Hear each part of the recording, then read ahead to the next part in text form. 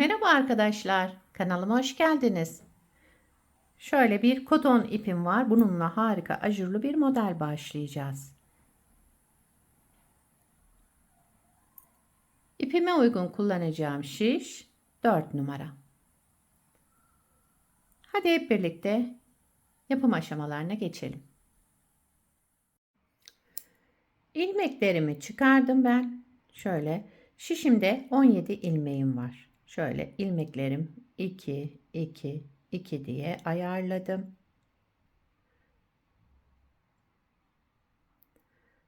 Sonuna bir ilmek. 2 ve 2'nin katları artı 1 olması gerekiyor ilmek sayımızın. Birinci sıra ön yüzündeyim.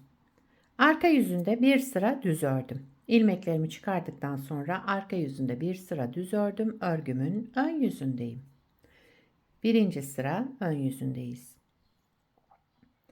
Kenar ilmeğimi örmeden aldım. Sıradaki ikinci ilmeğimi bakın. İkinci ilmeğimin arka boşluğundan bir ilmek çıkardım, aldım şişime. Daha sonra sol şişimdeki iki ilmeğimi de ikisini bir düz örerek tek ilmeğe düşürdüm. Şöyle göstereyim. İkinci ilmeğimin arka boşluğundan bir ilmek çıkardım, aldım. Sıradaki iki ilmeğimi de ikisini bir düz örerek tek ilmeğe düşürdüm. İkinci ilmeğin arka boşluğundan bir ilmek çıkardım, aldım. Sıradaki iki ilmeğimi de ikisini bir düz örerek tek ilmeğe düşürdüm. Aynı şekilde devam ediyoruz. Birinci sıra ön yüzündeyiz.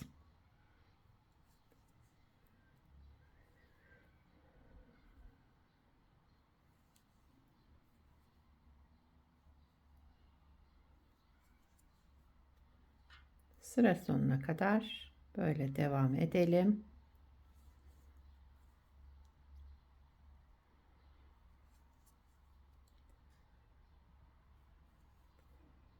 Son iki ilmeğim arka boşluğundan ilmek çıkardım, aldım ve sıradaki iki ilmeğimi de düz örerek tek ilmek çıkardım. Burada kesme işlemi yaptım. Son kalan ilmeğimi de düz ördüm. Daha sonra kenar ilmeğimi düz ördüm. Birinci sıramı tamamladım. İkinci sıra arka yüzündeyim. Kenar ilmeğimi örmeden aldım. Sıradaki ilmeğimi düz örüyorum. Düz ilmekten sonra bir ilmek artırma yaptım. Sıradaki şöyle ikili olan ilmeğimin de ikisini bir alarak düz ördüm. Tek ilmeğe düşürdüm. Daha sonra yine bir artırma. İkili ilmeğimizde ikisini bir alarak düz örüyoruz. Bir artırma, ikili ilmeğimin ikisini bir alarak düz ördüm. Bir artırdım. İkiliyi düz ördüm. Bir artırdım. İkiliyi düz ördüm. Tek ilmeğe düşürdüm yani. Bir artırdım. İkiliyi ikisini bir düz ördüm. Bir artırdım. Daha sonra bu ikili ilmeğimin ikisini bir düz örerek tek ilmeğe düşürdüm. Burada artırma yapmıyorum. Kesme işleminden sonra kenar ilmeğimi ördüm. Buna dikkat edelim arkadaşlar. Bakın ilk başta artırma yaptım. Daha sonra kesme işlemi yaptık. Sıra sonunda da iki ilmeği bir kestikten sonra artırma yapmadan kenar ilmeğimi ördüm. Üçüncü sıra ön yüzündeyim. Kenar ilmeğimi örmeden aldım. Sıradaki ilmeğim ters. Yine ters olarak ördüm. Bu ajurlu ilmeğimi düz ördüm. Bir düz, bir ters. Düz olan bu ajurlu ilmeğimiz. Düz ördüm bunu. Diğer ilmeğim ters. Bir düz, bir ters örerek devam edelim. Bir düz, bir ters. Üçüncü sıramızı bu şekilde devam ediyoruz.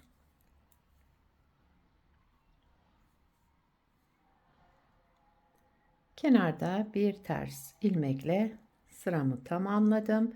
Bir de kenar ilmeğimi ördüm. Dördüncü sıra arka yüzündeyim. Kenar ilmeğimi örmeden aldım. Daha sonraki ilmeğim düz olarak ördüm. Bir sonraki ters olarak ördüm. Yani ilmeklerimizi düzleri düz, tersleri ters örerek devam ediyoruz.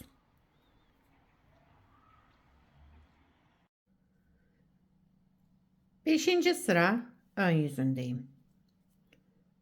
Şöyle. Kenar ilmeğimi örmeden aldım. Sıradaki ilmeğim ters olarak ördüm. Düz ilmeğe gelince şişteki ilmekten değil, şu alttaki, bakın bu boşluktan bir ilmek çıkardım. Şişime taktım tekrar. Bu ikisini bir alarak düz ördüm. Bir ters ilmek, tersi olan ilmeğimi ters örüyorum. Düz ilmeğe gelince alttan bir ilmek çıkartıyorum. Alttaki boşluktan tekrar sol şişime takıyorum ve ikisini bir alarak düz örüyorum. Bir ters, bir alttaki boşluktan ilmek aldım ve sıradaki düz ilmeğimle beraber düz örerek tek ilmeğe düşürdüm tekrar. Bir ters, bir alttaki boşluktan bir ilmek çıkardım. Şişime taktım. İkisini bir alarak düz ördüm. Burada kesme işlemi yaptık. Bir ters, bir ilmek çıkardım. Sol şişime taktım ve ikisini bir alarak düz ördüm. Beşinci sırada böyle devam edelim. Sıra sonuna kadar aynı işlemleri yapıyoruz.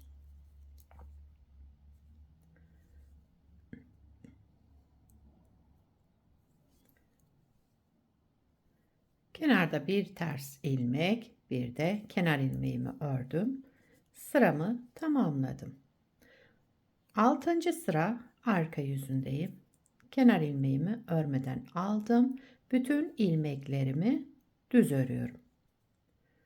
Altıncı sıra arka yüzünde ilmeklerimizin tamamını düz örerek devam edelim.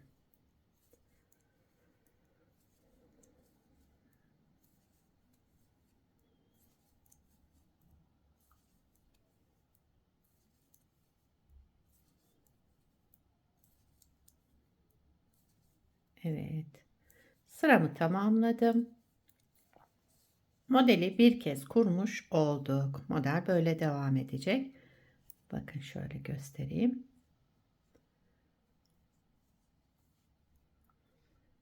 Modelin birinci sırasını beraber tekrar kuralım. İkinci kez kuruyoruz. Şurada yaptığımız birinci sıranın tekrarını beraber yapalım. Modelin birinci sıra ön yüzündeyim. Kenar ilmeğimi örmeden aldım. Sıradaki ikinci ilmeğimin, bakın ikinci ilmeğimin arka boşluğundan bir ilmek çıkardım, aldım. Örmeden sağ şişime aldım. Sol şişimdeki iki ilmeğimi de ikisini bir alarak düz ördüm. Tek ilmeğe düşürdüm. Şöyle. İkinci ilmeğin arka boşluğundan bir ilmek çıkardım, aldım. Sıradaki iki ilmeğimi de ikisini bir düz örerek tek ilmeğe düşürdüm. Birinci sırada yapacağımız işlem bu arkadaşlar. Bu şekilde sıra sonuna kadar devam ediyoruz. Aşağıda yaptığımız işlemleri tekrarlayacağız. Anlaşılmayan yer olursa videoyu baştan izleyebilirsiniz. Şimdi ikinci modelin birinci sırasını başladık birlikte. Şöyle bırakayım.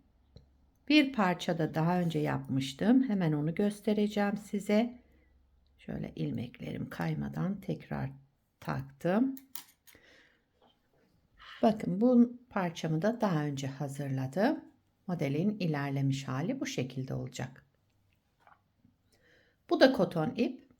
Aynı numara şişle başladım bunu da. Modelin arka yüzü de böyle arkadaşlar. Her türlü örgünüzde kullanabilirsiniz bu modeli. Yazlık örgülerinizde de koton ip, merserize ip tercih ederseniz görüntüsü böyle olacaktır. Atkı yapabilirsiniz. Bununla şal yapabilirsiniz. Yani yazlık örgülerinizde, baharlık örgülerinizde kullanabileceğiniz harika bir model.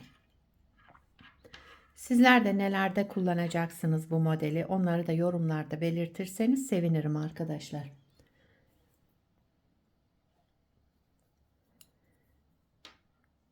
Beni buraya kadar izlediyseniz bir beğeni yapmayı, yorum yapmayı, beni desteklemeyi unutmayın. Şimdiden hepinize teşekkürler. Yapacak olanlara kolay gelsin. Bir sonraki videoda görüşmek üzere. Hoşça kalın.